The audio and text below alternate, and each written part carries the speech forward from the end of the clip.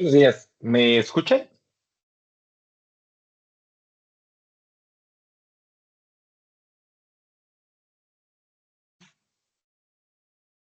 Sí, sí, se escucha. Qué bueno, ok, gracias.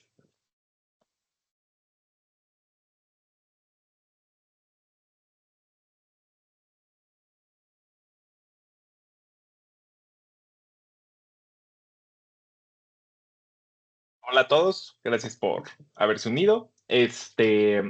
Como les comentaba, el día de hoy vamos a terminar la clase de fundamentos y justamente vamos a terminar con la parte que nos da la pauta para empezar a hablar de la excitabilidad de las células, que para fines de fisiología muscular y de fisiología nerviosa es algo sumamente importante porque es cómo se transmite la información pues nerviosa, cómo se da la contracción muscular, etcétera, etcétera. Entonces, denme un segundo, voy a empezar a compartir.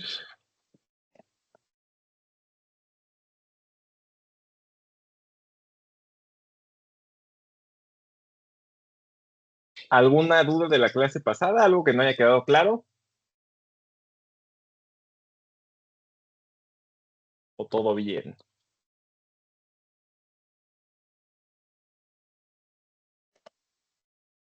Todo bien. Qué bueno, ok.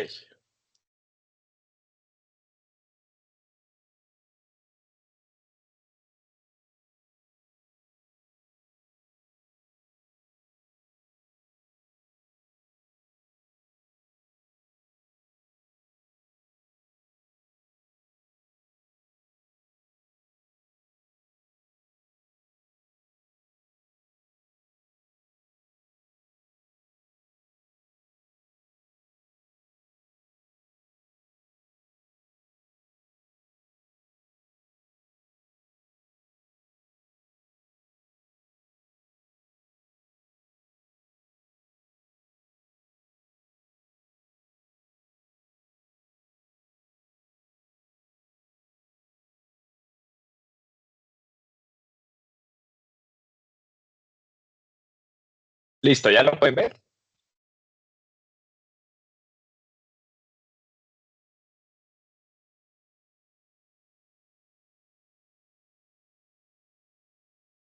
Hola.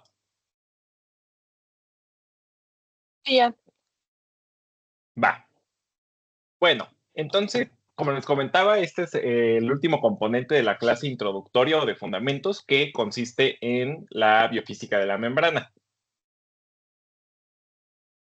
Entonces, algo muy importante que hay que entender es que la membrana lipídica, que es lo mismo que la membrana plasmática, tiene una característica muy interesante, más allá de sus propiedades físico-químicas, tiene una capacidad, como les comentaba la clase pasada, de mantener una diferencia entre el medio externo y el medio interno, de tal forma que establece una disociación entre ambos compartimentos, ¿no? Que era más o menos lo que decía Claude Bernard a nivel más general, ¿no?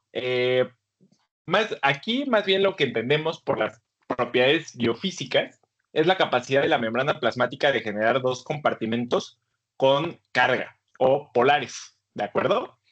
Siendo que en el exterior se genera una carga predominantemente positiva y en el interior se genera una carga predominantemente negativa, que es algo que probablemente ustedes ya saben.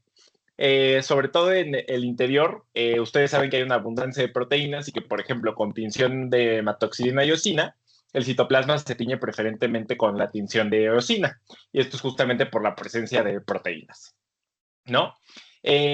¿A qué se debe esta diferencia en el potencial o esta diferencia en las cargas a cada lado de la membrana?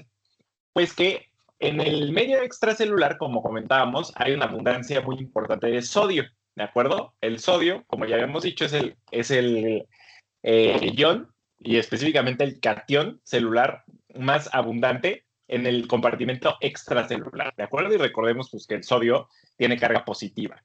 Entonces, justamente la carga neta externa en la célula, por la predominancia de estos cationes de sodio, va a ser positiva.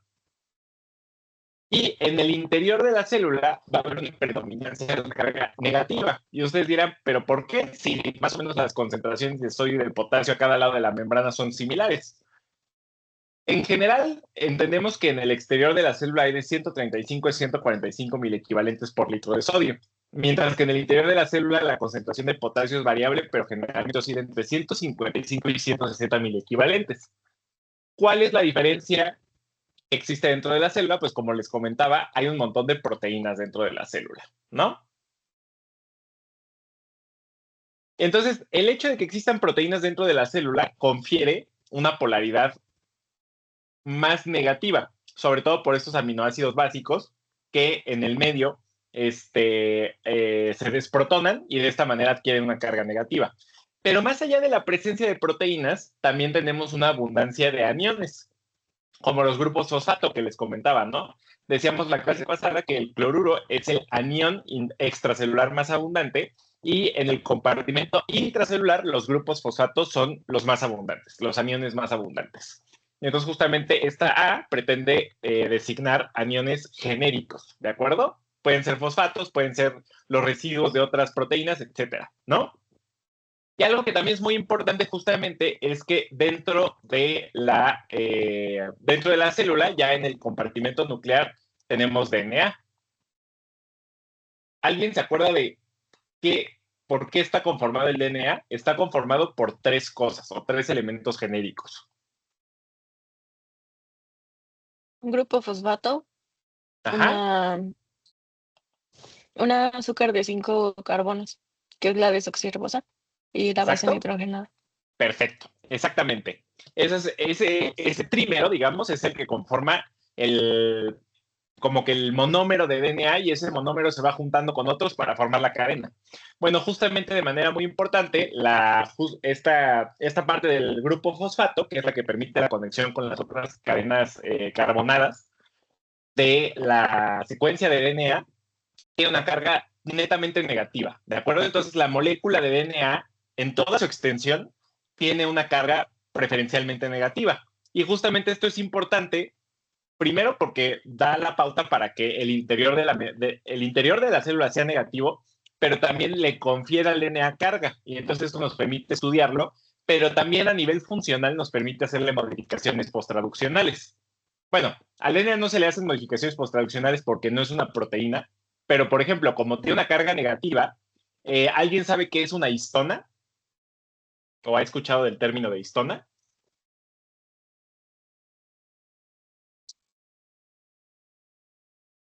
Es es una proteína Ok, sí. Gabriela, ¿te acuerdas qué hace exactamente esa proteína o dónde se localiza? en el DNA. Exacto. Es una proteína de organización y sobre todo de empaquetamiento del DNA. Acuérdense que el DNA se puede clasificar en varios niveles de configuración tridimensional y espacial, dependiendo de su nivel de empaquetamiento. Mientras más empaquetado está el DNA, pues es más denso y es menos accesible a la RNA polimerasa, ¿de acuerdo? Entonces, ese DNA no está disponible para la transcripción. Y entonces, cuando no está disponible para la transcripción, hablamos de que el DNA es heterocromático o está en un estado de heterocromatina, ¿de acuerdo? ¿Por qué les digo esto? Porque justamente las histonas son proteínas que forman octámeros, es decir, se juntan 8 histonas y esas histonas permiten que el DNA se enrolle sobre ellas, así, tal cual. Y ese complejo de histonas, de 8 histonas con DNA enrollado, se le conoce como nucleosoma. Ay, nucleosoma.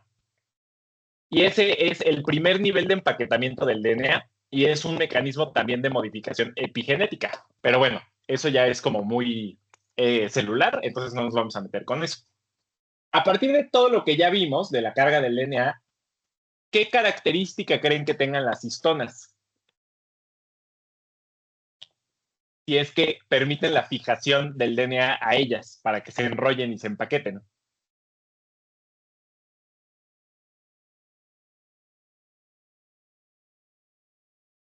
O más fácil, ¿qué carga creen que tengan esas histonas?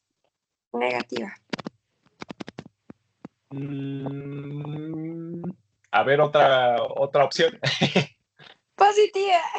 Sí, exactamente, es positiva porque justamente acuérdense que los compuestos se atraen. Entonces las histonas son positivas el DNA es negativo y esto permite la interacción y el empaquetamiento o el enrollamiento del DNA, ¿de acuerdo? Y eso es lo que da la pauta para formar el nucleosoma y luego el solenoide y la cromátida y el cromosoma. Acuérdense que esto seguramente lo vieron en biología molecular, pero acuérdense que el DNA se va enrollando y va formando estructuras supra tridimensionales con el fin de caber completamente en el núcleo, ¿no? Y esto es particularmente importante al momento de la división celular.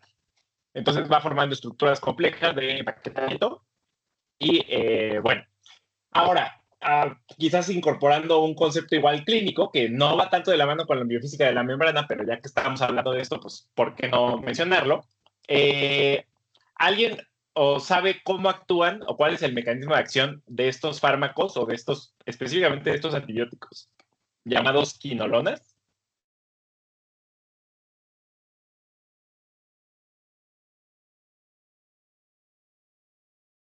¿La inhibe?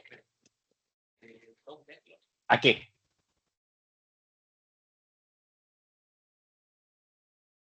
¿El DNA? O sea, inhibe la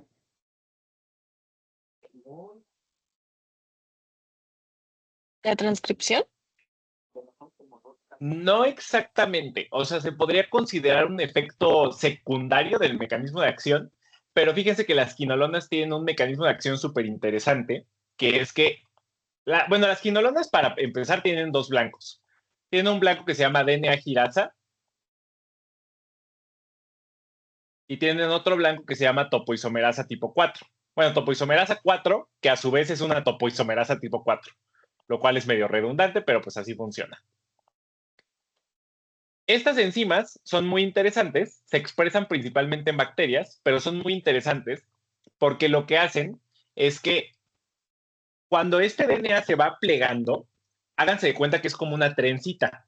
Entonces ustedes van plegando el DNA, plegando, plegando, plegando. Y entonces, si ustedes han hecho estas trencitas o estas pulseras que son como de hebras o de trenzas, no sé si se han dado cuenta que llega un punto en el que hay demasiada tensión en esa trenza o en esa hebra. Y entonces, si ustedes le siguen dando tensión, eventualmente esa hebra se va a romper, ¿no?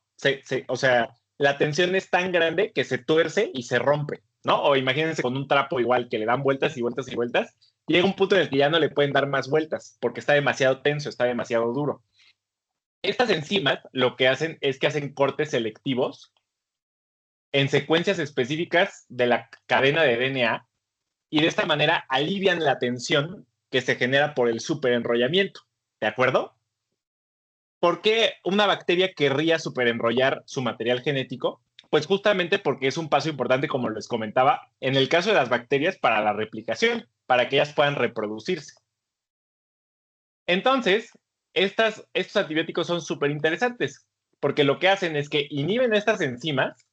La DNA girasa, si no me equivoco, es en gram positivos y la topoisomerasa en gram negativos. Pero al momento de inhibir estas enzimas, lo que hacen es que evitan que el material se siga superenrollando. Porque como estas enzimas ya no pueden hacer esos cortes para liberar la tensión, esa cadena se queda como atorada a la mitad. Y como ya no se puede superenrollar, la bacteria ya no puede generar una célula hija, ya no puede hacer la fisión binaria. Y de esta manera la bacteria se queda como atorada. Y como se queda atorada, el DNA se queda como que medio defectuoso y la bacteria se muere. ¿De acuerdo? Entonces, para los que estén tomando farmacología apenas, este es un mecanismo de acción de las quinolonas, que son antibióticos que van a checar en este primer bloque. Esto, insisto, no tiene tanto que ver con la biofísica de la membrana, pero es algo muy interesante que tiene que ver con la polaridad del DNA y con la capacidad de de superenrollarse. ¿Alguna pregunta? ¿Se entendió el mecanismo de acción de las topoisomerasas? Digo, de las quinolonas.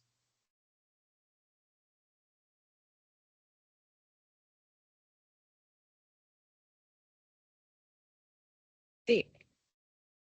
Tomaré su silencio como algo reconfortante. Muy bien, sigamos. Entonces, ok, entonces de la diferencia de potenciales justamente surge este concepto que es el potencial de membrana en reposo, que se abrevia BM, B mayúscula, M minúscula, ¿de acuerdo? B de voltaje y M de membrana. Y esto se define como la diferencia de potenciales eléctricos a través de la membrana plasmática cuando la célula no es estimulada, es decir, justamente cuando la célula está en reposo, ¿de acuerdo?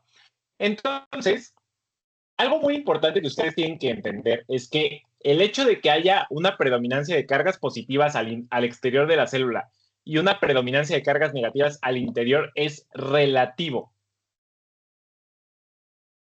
¿Esto qué quiere decir? Que no es que nosotros, en el estudio de la fisiología, estemos definiendo que hay una carga absoluta positiva afuera, y una carga absoluta negativa adentro, sino que esto, justamente como les estoy diciendo, es relativo. Es decir, depende de la relación que existe entre el interior de la célula y el exterior de la célula. Por eso nos vamos a dar cuenta que hay ciertas células que tienen, por ejemplo, un potencial de membrana en reposo de, no sé, menos 55 milivolts, pero hay otras células que llegan a tener un potencial de membrana mucho más negativo, por ejemplo, de menos 80. Estas cifras se refieren a la diferencia o al delta que existe con respecto al exterior. ¿Ok? Entonces, mientras más cargas negativas haya en el interior de la célula, más negativo va a ser este potencial de membrana en reposo, ¿de acuerdo? Pero es algo que va cambiando célula con célula, ¿de acuerdo? Y depende mucho de las propiedades de la célula como tal, ¿ok? No es un valor absoluto, es a lo que quiero llegar, ¿ok? Algo que sí es importante es que tienen que saber que con respecto al medio extracelular, todas las células, todas las células, su interior va a ser negativo, ¿de acuerdo? O sea, absolutamente todas va a ser negativo. Puede variar en su negatividad, como les comentaba, o sea, puede ir desde menos 80 hasta incluso algunas células llegan a menos 40, pero todas las células son negativas en su interior con respecto al exterior. Y este diagrama del boron nos lo ilustra muy bien. Lo que está haciendo en este experimento, lo que hicieron es insertar un sensor, un cátodo, si no me equivoco, al interior de la célula, al citoplasma. Y entonces, con respecto al exterior, que es justamente lo que están midiendo aquí, la diferencia de potenciales entre el exterior y el interior es de menos 70 milivolts. ¿Ok? Eso, así es como se interpreta ese número, ese potencial de membrana. Es la diferencia en el potencial eléctrico, o sea, de conducción, digamos, entre el interior versus el exterior. Entonces, si yo les digo que una célula tiene un potencial de membrana en reposo de menos 40, eso quiere decir que hay 40 milivolts de diferencia entre el medio extracelular y el medio intracelular. Es decir, la diferencia no es tan amplia. Pero si yo les digo que, que el potencial de membrana es de menos 80, entonces esa diferencia va a ser de 80 milivolts. ¿Ok? A eso se refiere el potencial de membrana y así es como se interpreta. Obviamente, esto es importante porque las células que tengan un potencial de membrana más bajo, o sea, más positivo, por ejemplo, de menos 40, van a ser más excitables que las células que tienen un potencial de membrana más negativo. ¿Por qué? Porque es más fácil que lleguen a valores más positivos y de esta manera, pues, alcancen un potencial de acción, que es un concepto que abordaremos más adelante, ¿de acuerdo? ¿Se entendió cómo se interpreta el potencial de membrana en reposo? Sí. Ok, súper. Entonces, como les comentaba, hay una diferencia de concentración muy importante entre el interior y el exterior de la célula. El sodio es mucho más abundante en el exterior de la célula, ¿de acuerdo? Tiene una concentración de alrededor de 135 a 145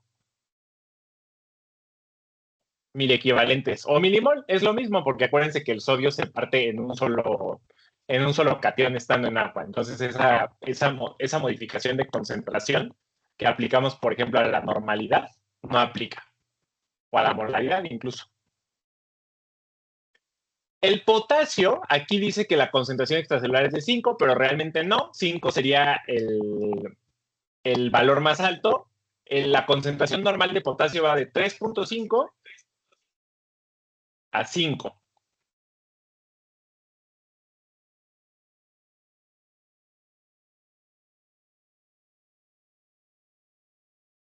Y aquí denme un segundo porque voy a dejar de compartir y voy a empezar a compartir en otro lado. Permítanme un segundito.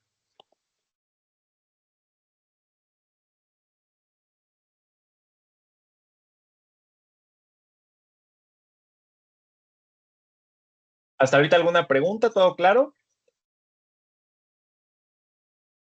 Todo bien, gracias.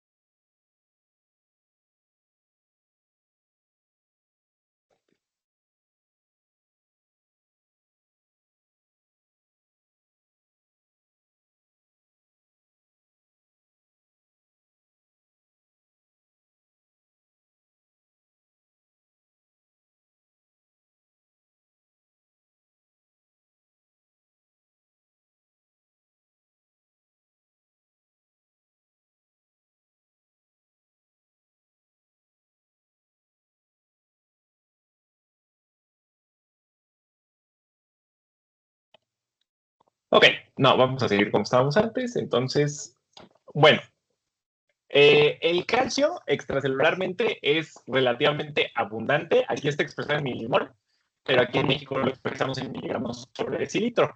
Entonces, en miligramos sobre decilitro se expresa como, o la concentración es de 8.5 hasta 10.5 miligramos por decilitro.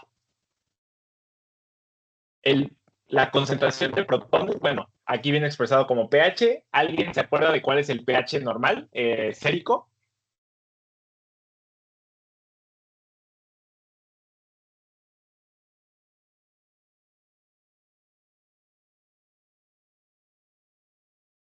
A ver, las que ya saben interpretar gasometrías.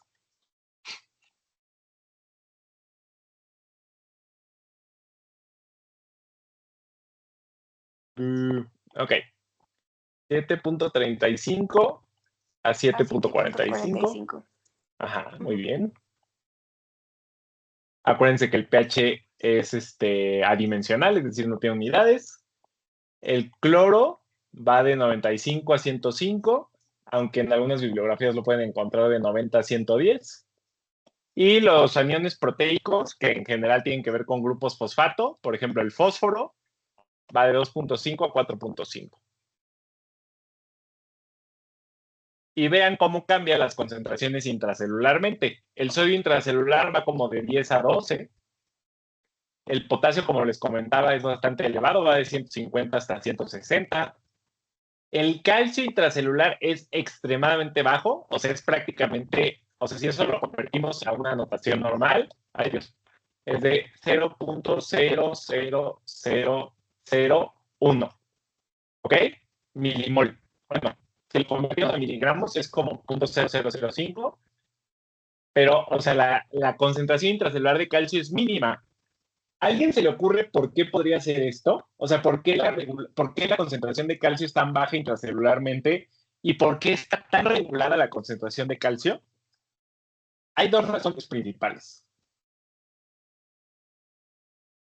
Pues porque justo, o sea, una es porque se necesita liberar de vesículas, ¿no? El calcio. Eh, Más bien, el calcio es lo que permite la liberación de vesículas. Entonces, Sí. Ajá. entonces, eso sí sería un fundamento justamente porque el calcio es muy importante para estos mecanismos de liberación inducida, ¿no? Que veíamos en la clase pasada, en el contexto de exocitosis. Entonces, sí, por una parte es este mecanismo de liberación, pero acuérdense que el calcio actúa como segundo mensajero, y eso lo habíamos visto en la clase pasada. El calcio actúa como una molécula señal que es capaz de activar un montón de procesos adicionales. Por ejemplo, puede, como decía Majo, puede inducir la liberación de vesículas mediante la fusión de estas con la membrana plasmática, y esto es un fenómeno dependiente de calcio, como veremos cuando veamos la liberación de neurotransmisores, pero también puede activar otros complejos proteicos, y seguro esto en algún momento de su carrera lo escucharon, el complejo calcio-calmodulina, ¿no? El complejo calcio-calmodulina es una interacción del calcio con una proteína que se llama calmodulina. Una vez que la calmodulina entra en contacto con el calcio, sufre un cambio conformacional, es decir, cambia de forma y esto le permite interactuar y activar otras proteínas. Y, por ejemplo, vamos a ver que esto es sumamente importante para la contracción del músculo liso. Eso lo veremos la clase que viene. Y vamos a ver que el músculo liso está sumamente infravalorado y que es el mejor tipo de músculo. Y nadie lo pela, nadie le pone atención, pero es el más importante para mi gusto. Obviamente, pues todos son importantes, ¿no? Porque sin el músculo cardíaco, pues no estaríamos aquí. Pero el músculo liso está muy infravalorado. Y otra cosa que hace el calcio, que es muy importante, no sé si alguien lo sepa, que es malo hasta cierto punto.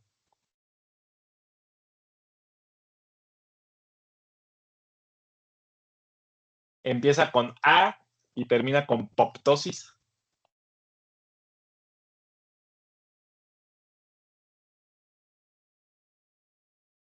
Bueno, sí, muy bien, la apoptosis. Exactamente, el calcio, acuérdense que es el que activa a las caspasas. Justamente se llaman caspasas porque son dependientes de calcio, caspasas. Entonces, si hay un aumento brusco en la concentración intracelular de calcio, el calcio puede activar a las procaspasas para que se formen caspasas. Y acuérdense que las caspasas lo que hacen es fragmentar el material nuclear y de esta manera empiezan el proceso de la apoptosis. Entonces, una elevación rápida, súbita y desregulada de la concentración intracelular de calcio lleva a muerte celular. Ay, Dios mío.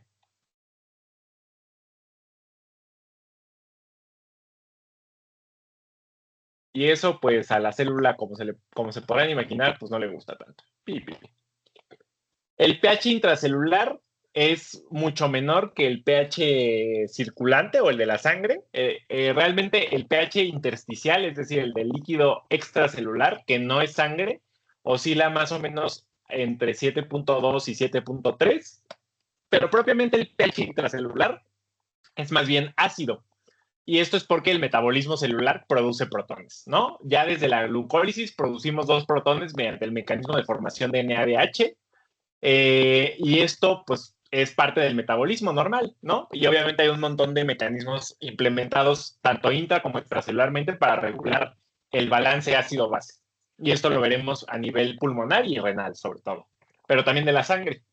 La concentración de cloruro es bastante baja intracelularmente, pero la concentración de aniones proteicos es bastante alta, como les comentaba antes, ¿no? Las proteínas tienen una abundancia de residuos que en el medio intracelular se desprotonan y de esta manera quedan con una carga negativa, ¿ok? Y esto imparte en su totalidad al compartimento intracelular una carga negativa. Ok, yo sé que como buenos estudiantes de medicina no somos fans en general de las leyes y de las fórmulas, pero esta, que es la ecuación de Nernst, y la otra que les presenté la clase pasada, que es la ley de la difusión de Fick, que es la de J igual a menos B por el área entre la diferencia de concentración entre la diferencia de distancia. Bueno, esta es la otra fórmula que es importante. La ecuación de Nernst, ¿qué nos dice? Bueno, la ecuación de Nernst nos dice si un ion va a entrar o va a salir de la célula, dependiendo de varios factores, pero principalmente la valencia de los iones, es decir, si son +1 como el sodio o +2 como el calcio, la temperatura que es relativamente constante, ¿no? De 36.0, si lo quieren ver así, aunque generalmente esto se considera un poco bajo, hasta 37.2. Y algo que es muy importante, y más o menos lo alcanzamos a abordar en difusión, es la concentración intracelular del ion entre la concentración extracelular del ion. Y si se fijan, esto es un cociente. Entonces, ¿qué nos quiere decir esto? Que mientras mayor sea la diferencia entre la concentración intracelular y la concentración extracelular, mayor va a ser la tendencia de un ion a entrar o a salir, dependiendo de cómo decidan expresar la ecuación de Nernst de la célula. En general, la ecuación de Nernst define si un ion va a entrar a la célula, ¿de acuerdo? Entonces, vamos a ver algunos ejemplos. Aquí lo que estamos viendo es una gráfica bastante complicada, pero lo que nos está planteando es el potencial de Nernst, es decir, el valor de voltaje para el cual el ion ya no pasa de un lado a otro de la membrana. ¿Ok? Eso es esencialmente cómo se interpreta el potencial de equilibrio de Nernst. Y justamente por eso se llama potencial de equilibrio, porque es el voltaje para el cual el ion ya no se mueve a través de la membrana. O sea, es el punto en el que el ion dice, ok, ya me equilibré a cada lado de la membrana, ya estoy contento.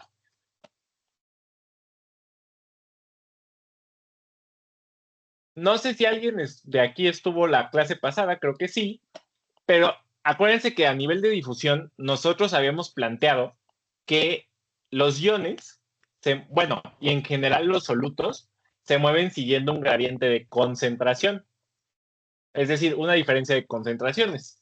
Si en el punto A hay muchísimas moléculas y en el punto B hay muy pocas, el gradiente de concentración va a ser de A hacia B. Si fuera al revés, o sea, si en B hubiera muchísimas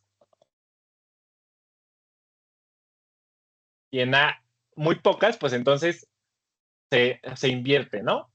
Ahora bien, ¿qué pasa cuando las concentraciones a cada lado de los compartimentos son más o menos iguales? ¿Qué creen que ocurra? ¿Creen que siga habiendo movimiento de moléculas del punto A al punto B o creen que esto se estabilice?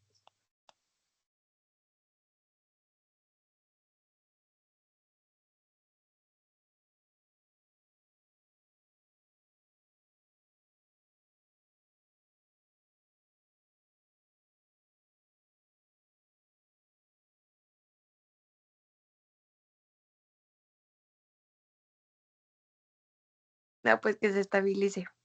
Exactamente, ¿no? Gracias, Fátima. Se va a estabilizar. Muchas gracias.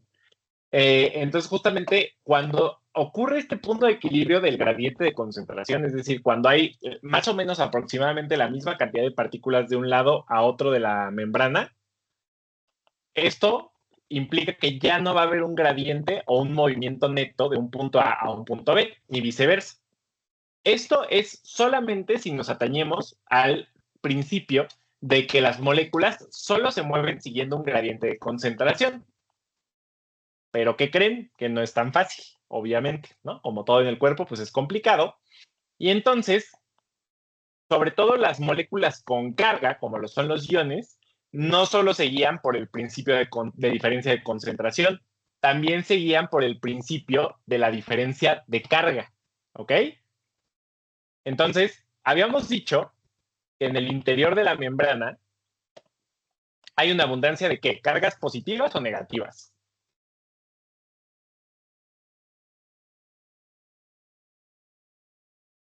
Negativas. Así es. Entonces, la mayoría son negativas y en el exterior la mayoría son positivas.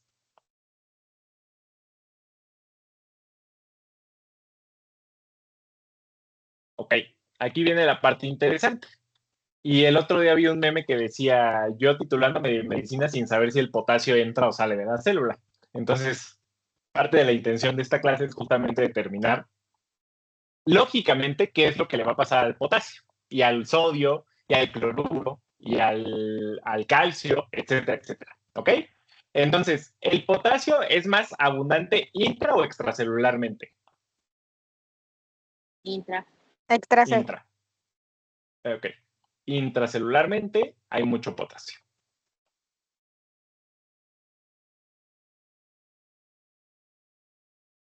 Y extracelularmente, ¿cuál es el cation más abundante que habíamos dicho? O sea, el ion con carga positiva. El sodio. Exactamente. Entonces, ahí les va. El ion piensa. Y entonces el ion tiene que considerar dos factores muy importantes.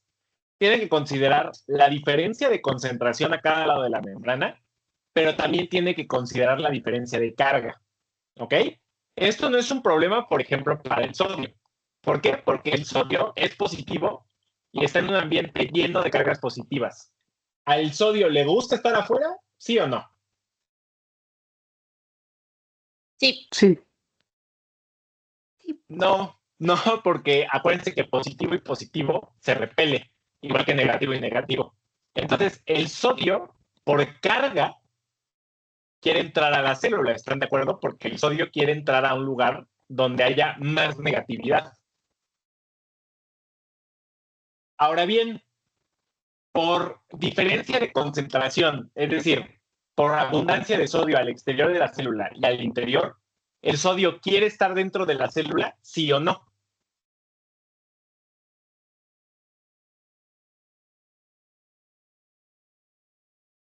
Parece que hay muchísimo sodio fuera de la célula y muy poco dentro. Entonces, ¿el sodio querría moverse a un lugar más vacío, sí o no? Sí. Exactamente. Sí. ¿No? Entonces, algo que es muy interesante del sodio y la razón por la cual entra con tanta fuerza a las células a través de los canales de sodio es porque las dos fuerzas que comandan el movimiento de iones lo impulsan a moverse al interior de la célula. Tanto la diferencia de cargas lo favorece, es decir, el sodio pasa de un compartimento positivo a uno negativo, pero también la concentración lo favorece. Pasa de un compartimento con mucho sodio a uno con muy poco sodio.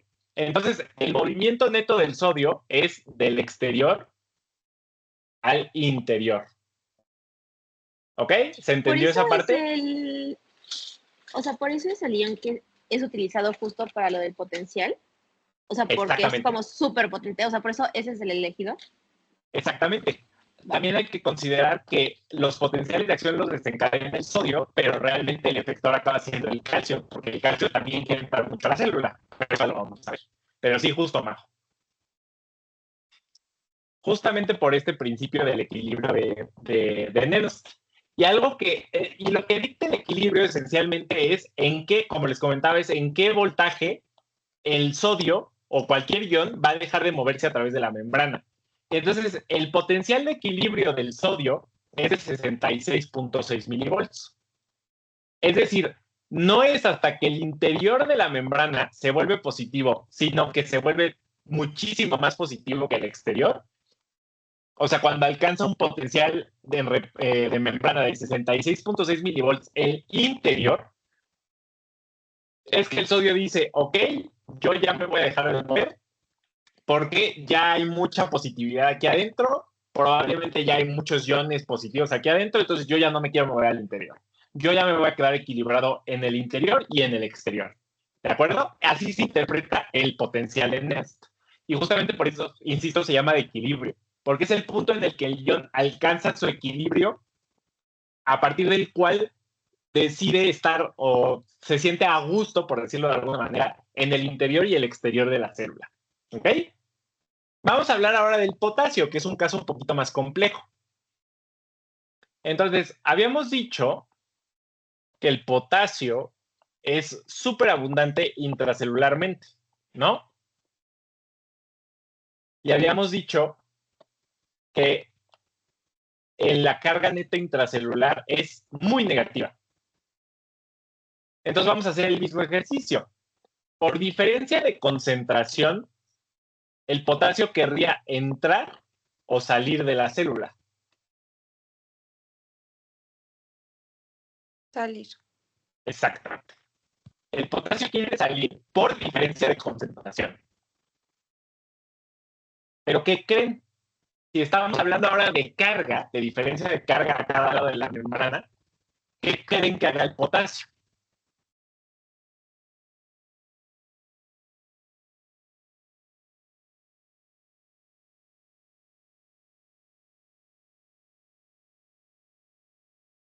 Si la abundancia de carga intracelular es negativa y el potasio tiene carga positiva, ¿creen que el potasio se sienta a gusto dentro de la célula?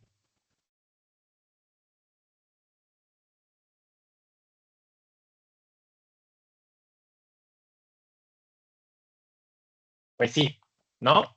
Porque acuérdense que positivo y negativo se atraen. Entonces, por diferencia de concentración, el potasio quiere salir, pero por diferencia de carga, el potasio se quiere quedar. ¿Sí entienden por qué? Sí. Ok, entonces el potasio quiere salir porque hay mucho potasio dentro de la célula y hay muy poco fuera.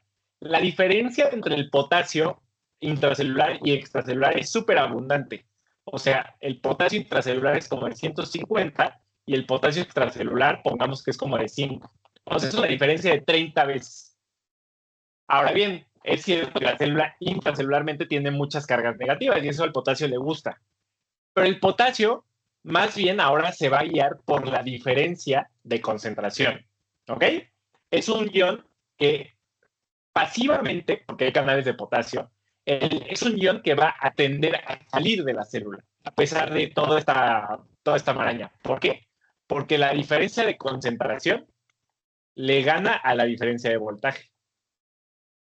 Entonces el potasio preferentemente va a salir de la célula.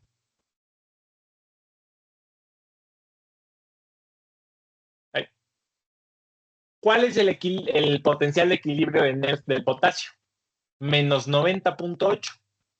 ¿Alguna valiente se animaría a tratar de decir por qué este potencial es de menos 90.8 en una célula cuyo potencial hipotético es de menos 70? O sea, ¿qué implica? Es una pregunta difícil, ¿eh? Pero ¿qué implica que la membrana tenga que volverse más negativa para que el potasio deje de pasar al exterior de la célula?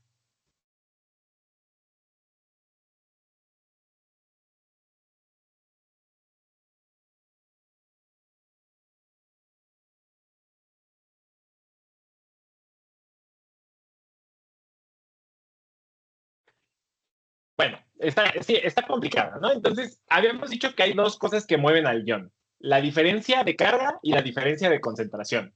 Al potasio ya lo tenemos ganado por diferencia de concentración, ¿cierto?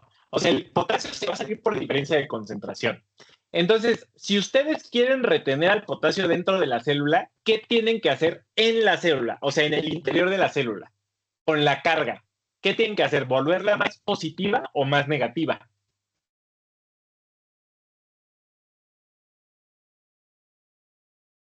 Más negativa. Porque, pues, Exactamente. Tiene que ser más negativa porque de esa manera como que convencen al potasio de que a pesar de que hay un montón de potasio dentro de la célula, ustedes a cada ion de potasio le van a dar su carguita negativa para que esté a gusto. ¿Ok? O sea, es como sobornarlo. Es como decirle, bueno, mira, yo sé que hay mucho de ti dentro, aquí dentro, pero imagínate, vamos a sintetizar más proteínas con carga negativa y así va a haber todavía más, una mayor carga negativa y de esta manera tú te vas a sentir muy cómodo. Y el potasio dice, órale va, me quedo dentro de la célula. ¿Ok? Por eso es que el potencial de equilibrio del potasio es negativo. Porque para que el potasio se quede dentro de la célula, eso implica que la célula tiene que ser más negativa para ganarle a esta diferencia de concentración. ¿Ok? ¿Se entendió? sí. Perfecto. Y con los otros iones realmente es más fácil. El cloruro tiende a entrar a la célula porque a pesar de que dentro de la célula hay muchas cargas negativas, hay muy poco cloro dentro de la célula. Entonces el cloro tiende a entrar. ¿Cómo creen que se mueve el calcio a través de la membrana? ¿Qué creen? ¿Que tienda a entrar o a salir?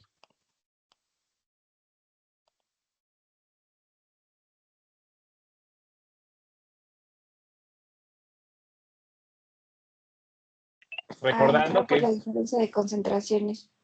y también por la diferencia de cargas. carga, ¿no? O sea, el calcio es como el sodio. El calcio está guiado tanto por la diferencia de cargas como por la diferencia de concentración, porque habíamos dicho que la cantidad de calcio intracelular es despreciable.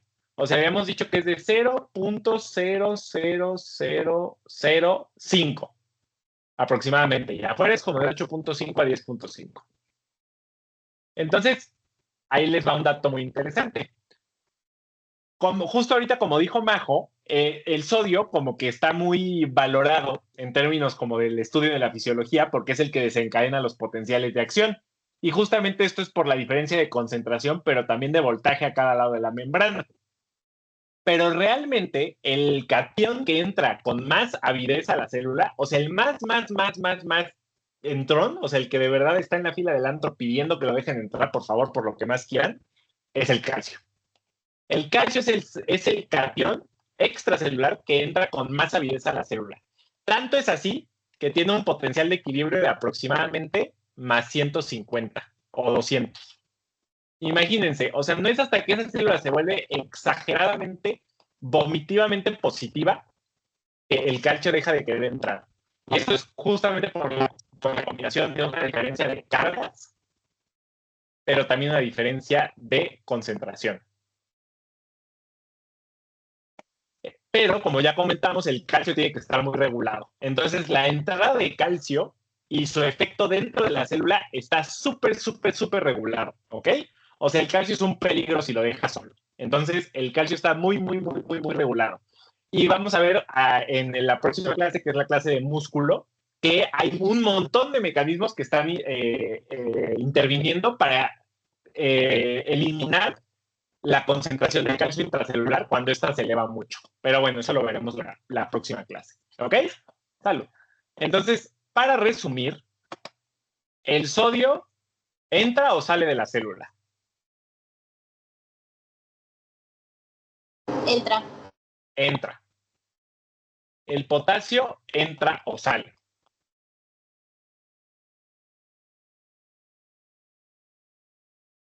Sale. Sale, exacto.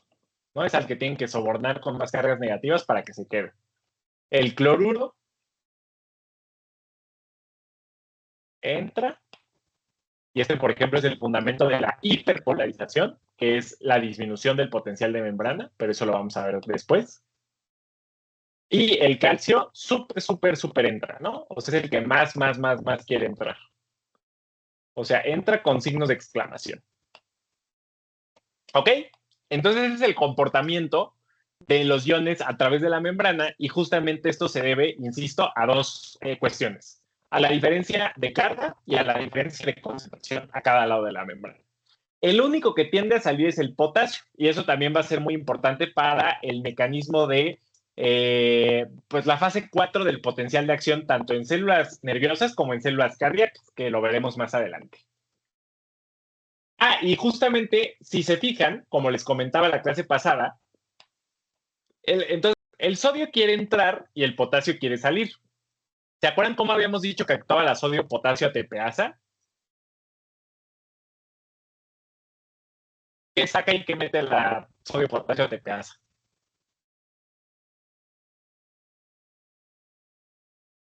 O bueno, ¿qué le hace al sodio?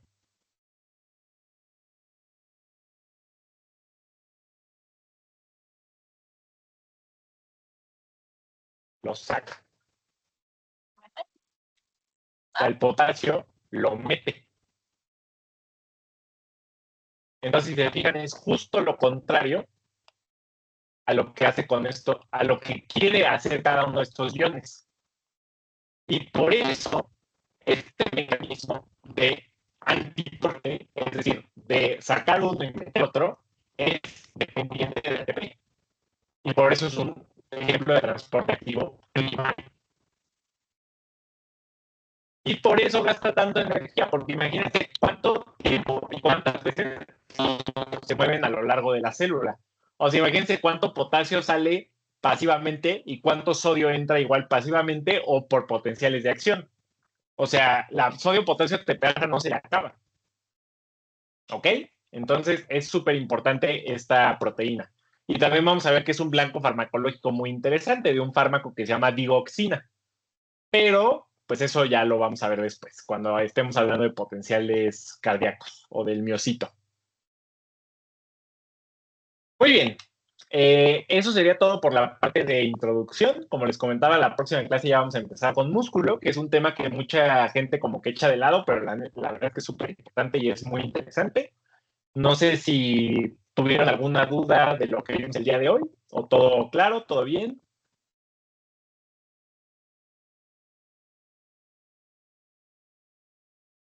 No, todo bien, gracias, Jim. De nada, de nada. Ok, bueno, pues ya voy a dejar de compartir. Y pues entonces nos vemos el miércoles a las 6 para la clase de músculo. Vamos a ver músculo esquelético, que para mí gusta el peor, pero es en el que más ahondan los libros de fisiología, entonces hay que verlo con cierto detenimiento. Vamos a ver músculo cardíaco, que está padre para los que les gusta cardio. y músculo liso, que es el mejor de todos. Espero que acabando esa clase compartan mi amor por músculo liso.